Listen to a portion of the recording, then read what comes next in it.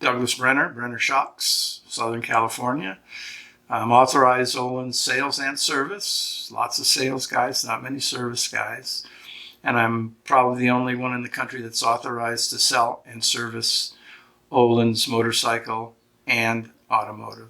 You can reach me at my website is brennershocks.com. I think I'm on Instagram, hashtag BrennerShocks, I think. And you can email me at theohlinsguy@gmail.com. Today I've got a pair of forks that I'm putting a new kit in there and upgrade it like a performance kit that Ohlins makes. This is from an older motorcycle. It's a Ducati 996, almost 20-year-old motorcycle. And Ohlins still makes parts and makes this upgrade kit. So we're gonna go to it. I had to turn off my music. I have Pandora, and I was listening to the Texas tornadoes when I had to turn it off. Can't play it while I'm doing this because probably they'll ding me for something. So anyway, so if you want, you can hit the subscribe and you know all the drill and stuff, and leave comments.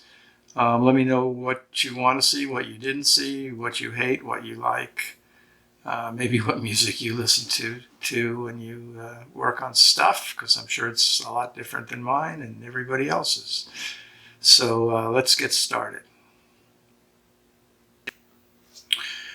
Okay, here we have a FG511 Ohlins Performance Kit for this FG8896 OEM fork from a Ducati 996, almost a 20-year-old motorcycle, and they still have these performance kits for them, which cures up a lot of the initial problems they had with these forks. And it comes in this great little box. Comes with 2 compression valves, 2 rebound valves, which we'll see, and 3 sets of springs, so you can mix and match and get exactly the spring rate that might be correct for you. So let's get going.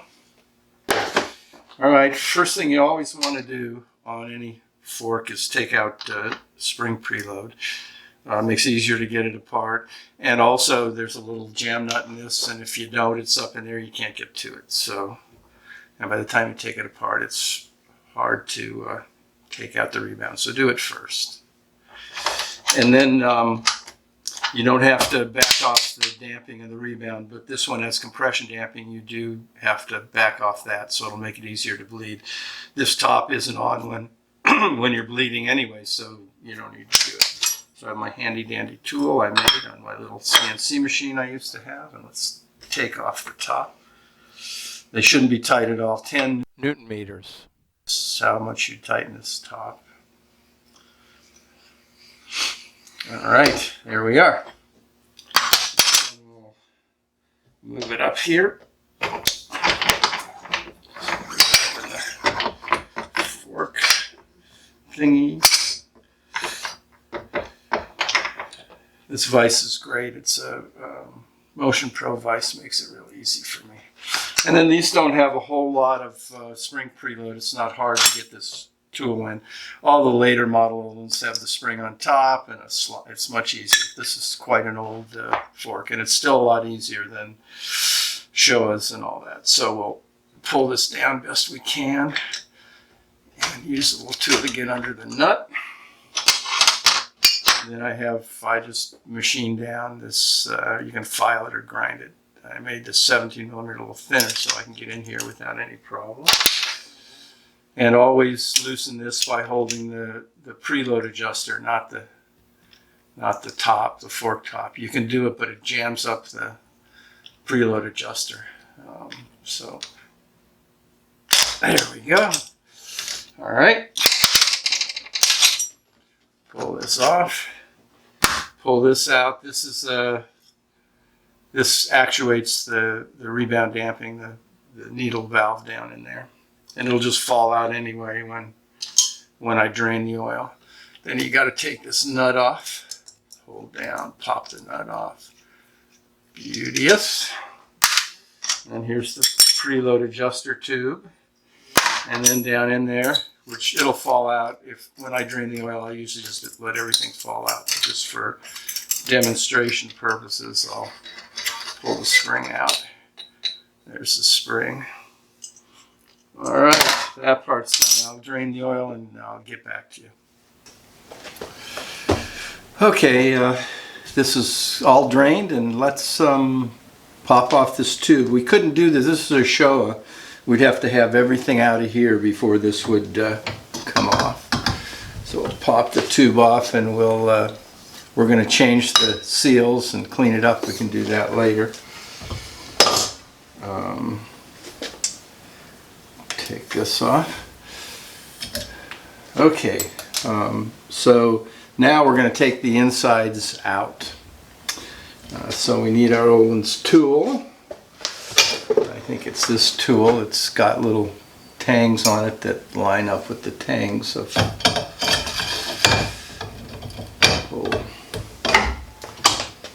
Okay.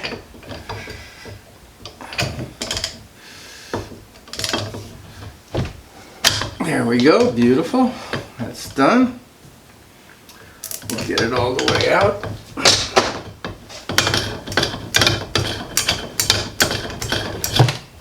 It's usually enough. Yep. Okay. All right. Here we are. A little oil bucket. Okay. Here's what's on the inside. This is your compression valve, which we'll pull out and you'll see. And then the rebound valve or piston is in here on the shaft. So we're going to go to the other bench and take this apart and replace it with the new stuff. Okay, well, I have this tube clamped in the vise and my little special tool that grabs it. You kind of need that because there's red Loctite on here.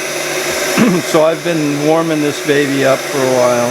You can use a torch, a little propane torch if you're careful. I just choose to use my heat gun.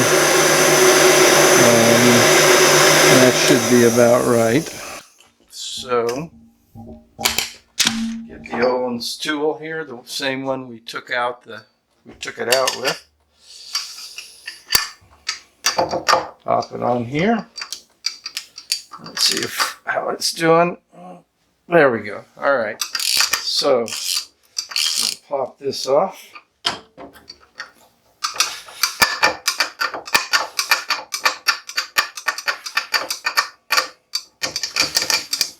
There we go. We can see a little bit of red Loctite there that they use. A little hot. Gotta watch it.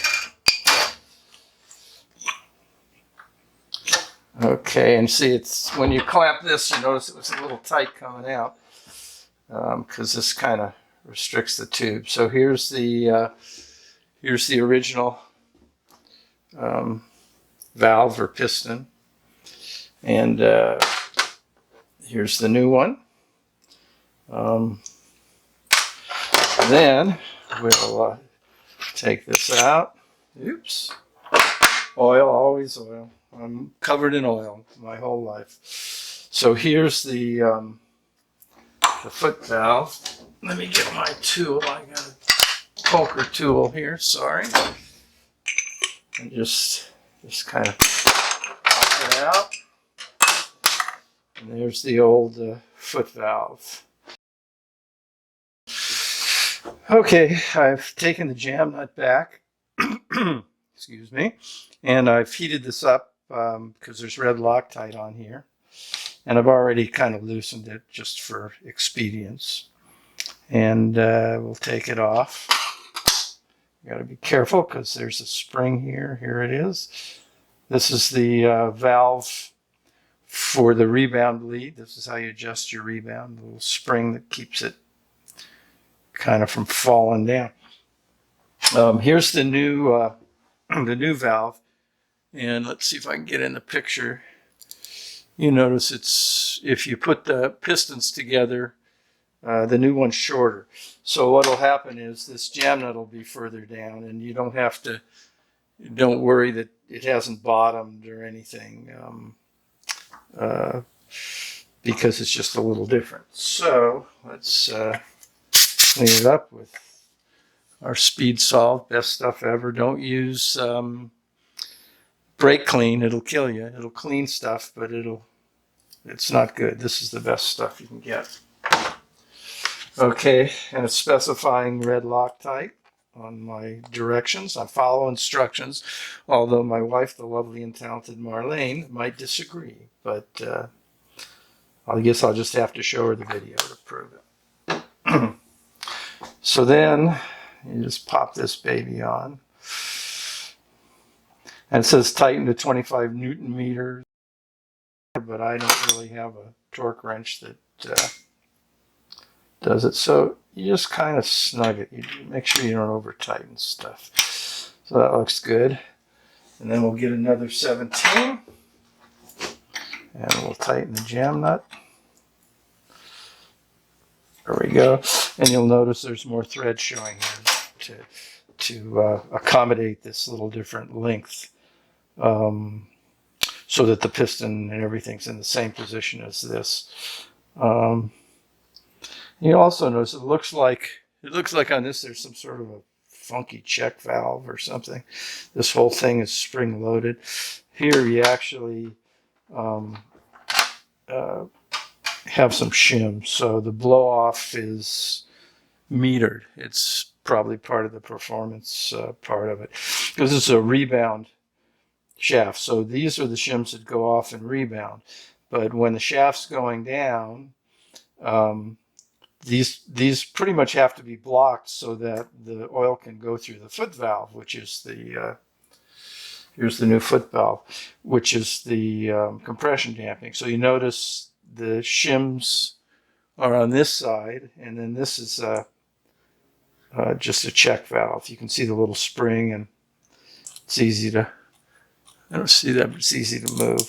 So they've got something going on here where maybe it's a blow off. If it gets too much compression, these will blow off to kind of help. I don't know, but it's a trick.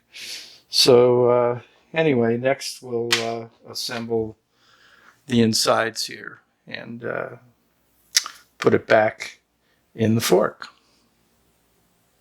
Okay, now we're going to reassemble here.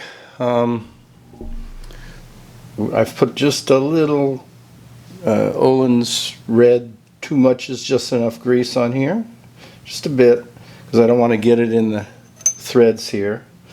And then specifying a little red Loctite, and red Loctite is enough is too much.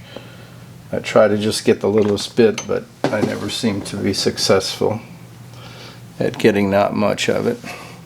So we'll slide her in here, and now I can tighten the vise. If I tighten it first, it doesn't really want to slide in there because the tube gets a little squished.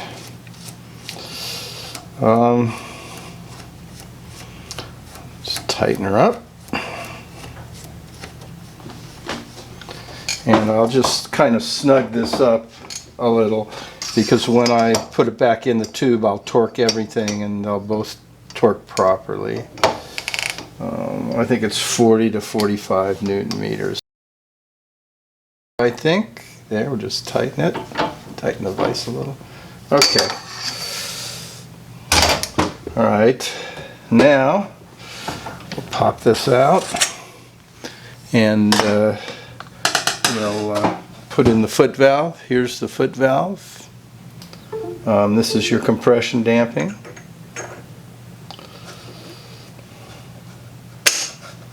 There it is. That's all there is to it. Now we'll install it in the fork. Okay, let's put this baby together. First, you want to clean out this tube, make sure it's good and clean. I use the speed solve, pop it down in there really good. Then I have my autograph model cleaning tool available at shopping malls near you. It's just some 3/4 plastic pipe with a hole drilled, and then I can put in my paper towels and pop it in there. Clean it out really well, especially you want to get down to the bottom. Nice. All right, that should be good. Put this baby in here. Then we have our insides all put together. I found the exact manual for this. It said 40 Newton meters of torque, and it said put a little grease on the threads. So here I have my Ohlins autograph model red. Too much is just enough grease, but I won't put too much. I'll just put a little grease on it. Put her down in. Put the tool on. Sometimes it's hard to get it down in there. Find the...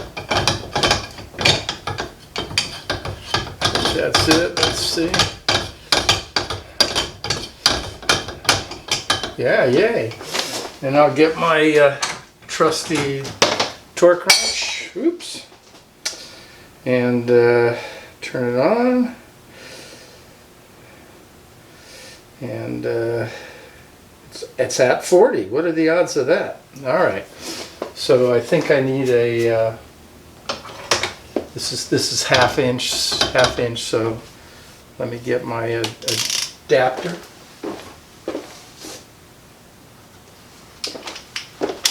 Okay. And we'll come up here. There we are. You can hear it. It goes off at 40 or whatever you set it to. All right, so that's done. So now what we want to do is replace the seal. So we'll go about replacing the seal on this outside fork tube. Okay, let's change the seals out here. First thing we got to do is pop the old ones out. So I have this screwdriver that has a round shank. Most square shank ones, for some reason the point is perpendicular to the flat. So I see a lot of these with nicks in it, like straight marks where somebody's tried to take it off with that. So it's just a little easier with a round one. So you get up under this is the scraper or the wiper, whatever you want to call it. Get up under it and pop it off. Done. Then I have to take out there's a snap ring in here. So let me get my, I can do it with my finger. There we go. There's the snap ring. And then I have my special Brenner Shocks autograph model tools. Ultra high molecular structure poly. I use it on my race car for skids. I can't afford titanium like Formula One. And it's way better than steel. Steel or brass that they use wears way quicker than this. Plus this is almost like Teflon, so you start skidding along on it, it's pretty nice. So anyway, I just put it under to protect. Then you just kind of pull up. There it is. There's the old seal. So now there's a washer here. It's kind of rounded on the top and flat on the bottom. You put the flat side down. So what we'll do is I'll put my bucket under here.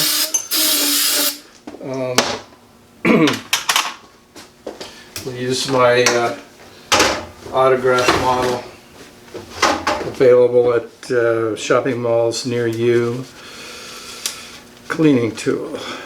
So we'll put something new in there.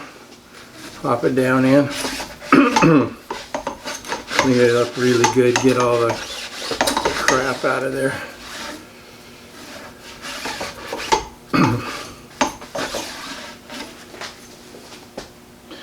And soon I'll do a video on replacing the bushings. There's a bushing way down low here, which isn't on the Showa. You gotta have a special tool, but it's not bad and they're very inexpensive. I did a Showa, I don't know if I said, excuse me, I did a Showa and this top bushing was kind of ugly. So the guy was down at, I think it was from a Yamaha or something, and I said, get a upper bushing because this is iffy. And he called, he says, they don't know what it is. What are you talking about? I said, well, there's a bushing. Turns out you got to buy this whole tube almost 500 bucks if you want to replace a bushing, which I think one of these is 7 and one might be 11 bucks. And he said there's only one in the country. So, you know, Ohlins, much better. All right, so let's put this in. Here's the washer here. So you just replace the washer. And then we've got our new used Ohlins O-rings and seals. Long time ago I thought I was real smart, and on shocks, not on the forks, but on shocks there's they use X-rings. They don't use O-rings, they use X-rings. And I found out what they were, the exact material, the exact size. I ordered 100 of them at McMaster-Carr for $3, and I put them on shocks for a car that was going to the runoff season, it's SCCA National Championship. Every one of them leaked, and I talked to Ohlins, and they said, well, Ohlins, even though it's the same, basically the same identical ring, Ohlins tries different manufacturers, and some of them just don't work. So just bite the bullet and get Ohlins seals, and don't go to get the $30 ones. These are for a set of, for both forks, it's like 79 bucks. Step up, you know. You've got the best equipment.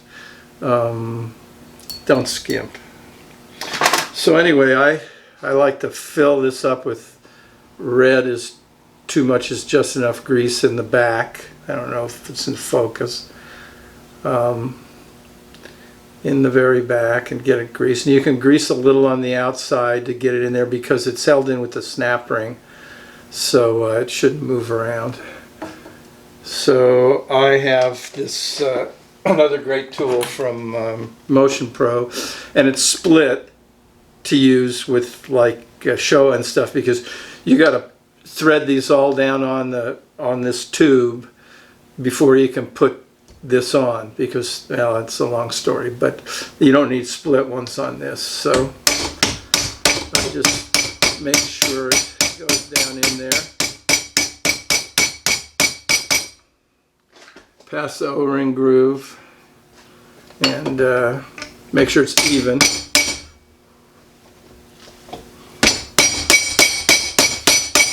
That should do it. All right, looking good. Don't forget the snap ring. It's always good to have the snap ring. There we are. Make sure it's in place. It's in there.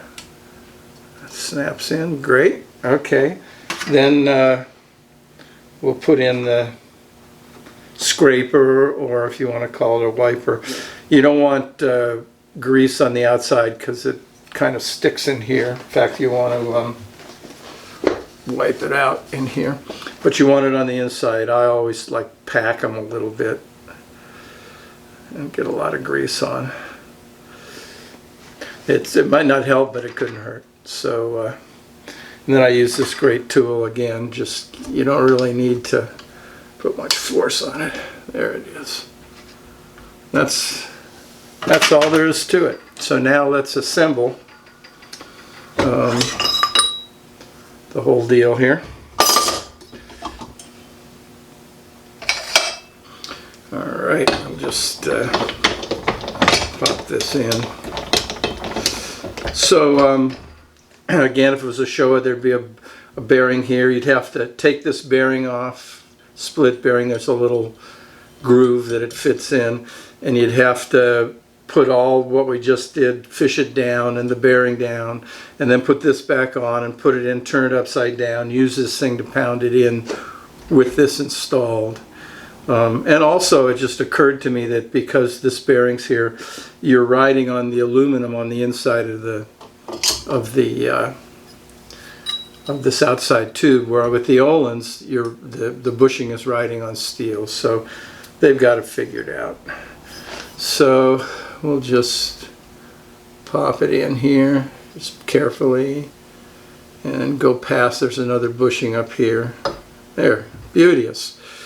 All right.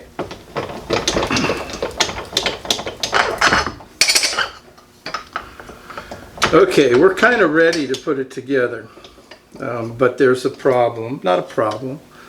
let's put in this so we don't forget. This is the actuator for the, we've seen the needle valve here. So what happens is on the earlier, this is a very early fork.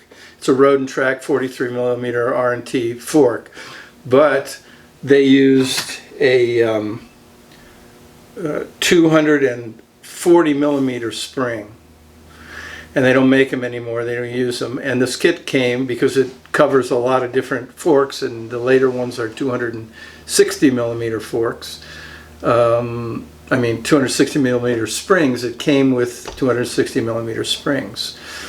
So we could replace, put the same spring rate back in, but I think we want to change it. And if you want to mix and match with 260s, you can't do it because you can't get the 240 springs. So we'll go do it. But here's the preload adjuster. We got to cut off 20 millimeters to accommodate, and then all the later springs will fit. So we're going to go over to my little bench, and I'll show you how to cut off 20 millimeters. And we got to do this before we can assemble. Okay, so we have this preload tube, and I put Dykem on, blue Dykem. If you're a machinist, you know what it is. It's bluing, but you can, use a Sharpie or something to put some color around this thing. And we're going to shorten it 20 millimeters to accommodate the newer springs that are 20 millimeters longer. So I have my little height gauge here. It's overkill, but if you got it, flaunt it. There's other ways you can do it too. But so anyway, what I'm doing is coming up here. We'll put it down on top of here. All right, zero everything. Let's make sure.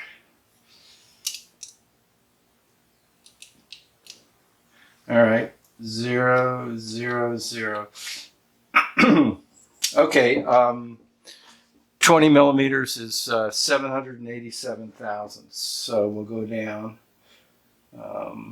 1, 2, 3, 4, 5, 6, 7, 87. Right about in there somewhere. Should be close enough. And then I can just go like this and go around and make a mark.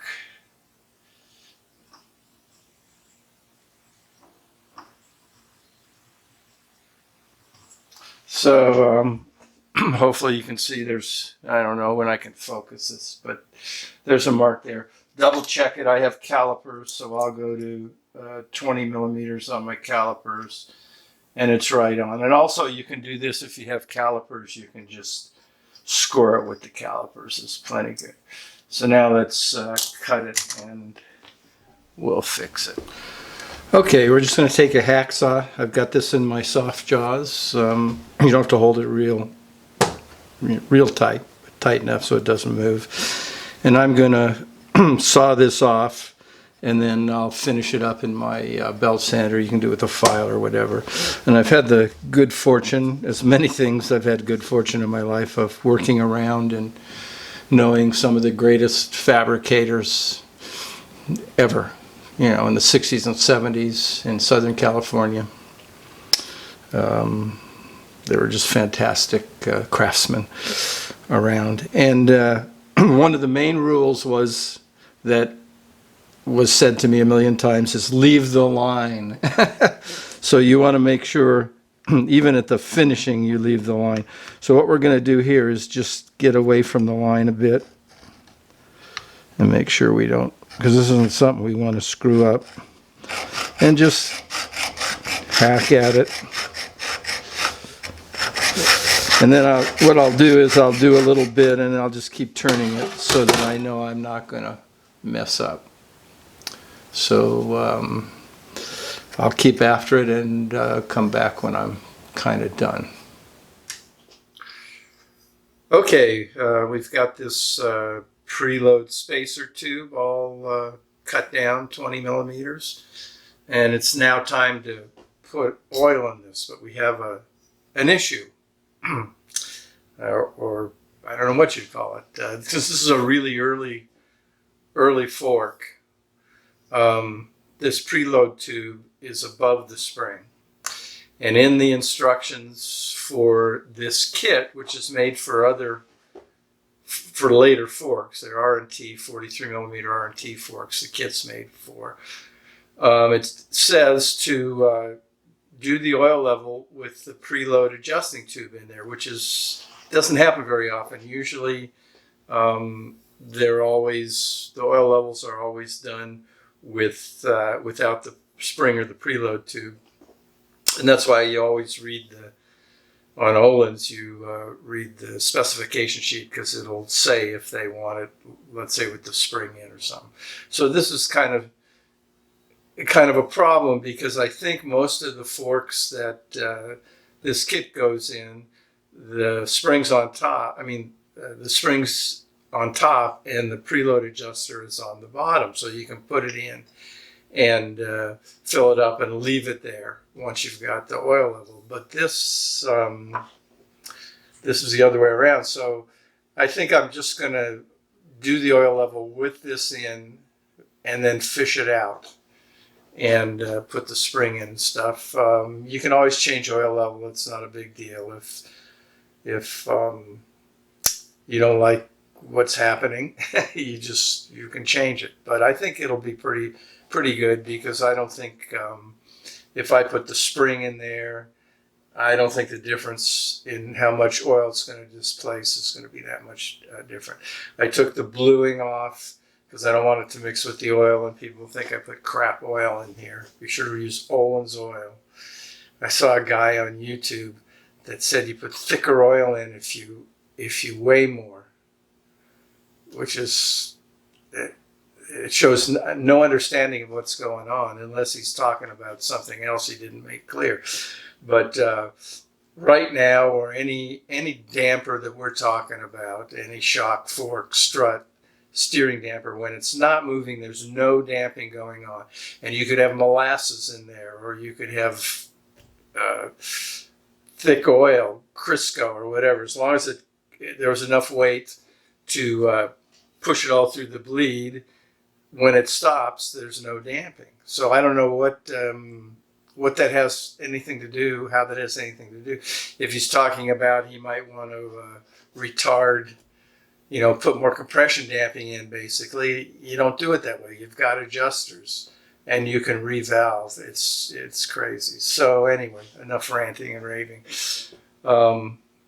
So let's pop this in, and we'll put Ohlins 1309, which is what's specified in this particular fork. Okay, and we'll put a bunch in because we got to bleed it. There we go. Okay, and we'll put this tool on. We'll have to take it off again to change things around. But so now we'll just pump it. And if you turn this down, it pushes down on the bleed and gives you more damping, so you can feel it better, and it's good. It's good, and it's bled. So now I've turned on my vacuum filler, and we're getting sucking here. I have this line going to the tank in the vacuum filler, and this is what it specifies on the sheet, 145 millimeters. So that's what this is. And we'll pop this over, and we'll start putting some oil in here.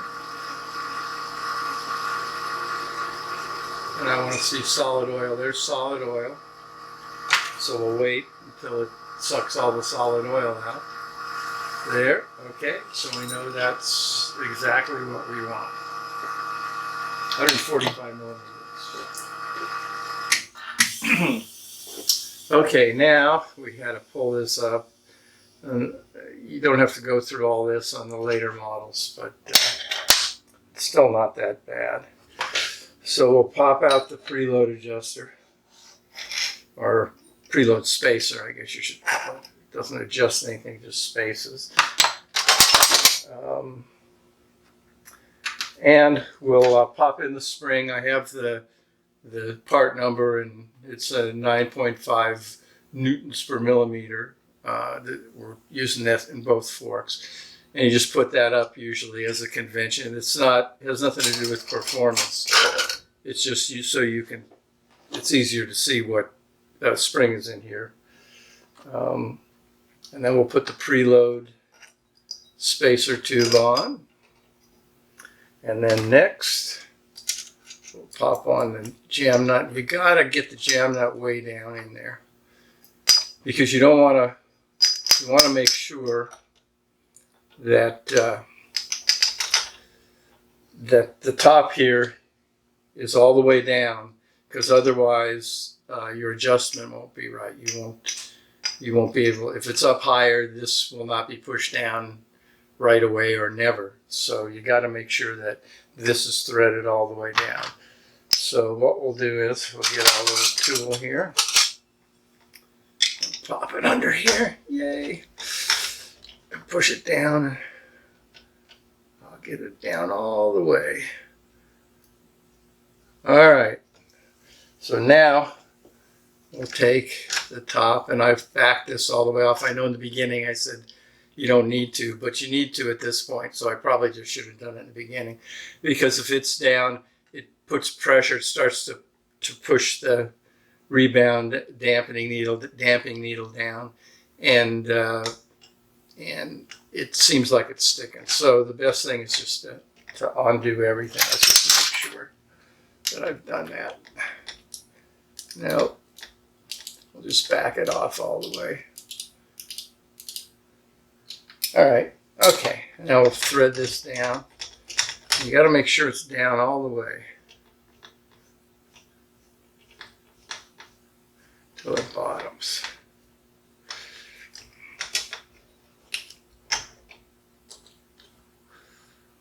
All right, that's bottomed. And then we get our thin 17 millimeter wrench in there. And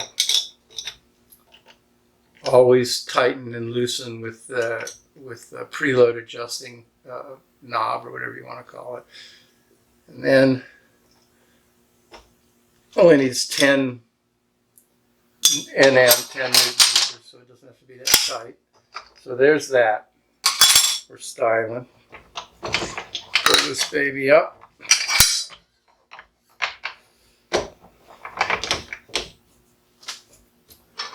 Put it on the top. Put a little grease on here, a little red Ohlins. Too much is just enough grease. And this should only be 10 newton meters, 10 Nm. You don't want it really tight. Since I don't have a tool that has the hex in it, I can't put my torque wrench on it, but I've done enough of them to kind of know where it's at. Okay, so the specs say 5 millimeters, or 5 rounds. Each round's a millimeter, I think, of spring preload. So 1, 2, 3, 4, 5. There we go. And then it's -10 is the damping. On the bottom too, for the compression also, it's -10, and I'll do that later. It's down on the bottom, and you got to trust me. So there's past where it stops. There's the first click. I count it as 0. Some people count it as 1. That's all there is to it. Ready to go. So there's a lot of things you can do on a fork for performance or for tuning. Of course, you can do the compression and rebound adjustments. If they don't work, if you don't have enough range one way or the other, you can revalve. You don't really want these closed down, -3 or 4 is probably it. Otherwise things get ugly. Springs, you can change springs, mix and match springs, and spring preload, and oil level. You can change that oil level, changes things a bit. But what I think is the greatest tuning ability that people probably don't use enough is you can move the forks up and down in the triple clamp, and there's little lines here so you can go where you're at. You can do things like put a little more preload in, and then the front end comes up, and maybe you don't want the front end that high. Your rake, I don't know what you call on a motorcycle, on a race cart's rake, rider sag in the front or whatever, but I know motorcycles are really sensitive to front or rear weight. So what you can do is, let's say, preload this some more, then loosen your triple clamp and pull these up a little so it goes right back down to the rake or the rider sag you want. And that way you have a little more preload, or vice versa. Take preload out and then lower it down and get your rider sag. So there's a lot of things you can do. It takes work. Nothing's easy. If you want to go online and find a guy who'll tell you exactly what to do, go right ahead. But yeah, I don't think that's the way to go. I think you got to find out for yourself what to do. So anyway, that's it. BrennerShocks.com website. Hashtag BrennerShocks on Instagram. theohlinsguy@gmail.com is my email. Remember, I service and sell. I'm not going to be a YouTube sensation. I'm pretty sure about that. But I do sell and service Ohlins. I'm authorized Ohlins, as I said in the beginning, for a motorcycle and automotive. So send me your stuff, or contact me if you want to buy some Ohlins. I'm only Ohlins. Dampers, I can compete with anybody. I can match or beat anybody's price. So anyway, that's it. You can do all the rigmarole, hit the subscribe and blah, blah, blah. And let me know what you want to see, what you don't want to see, what you hate, what you like. So thanks again.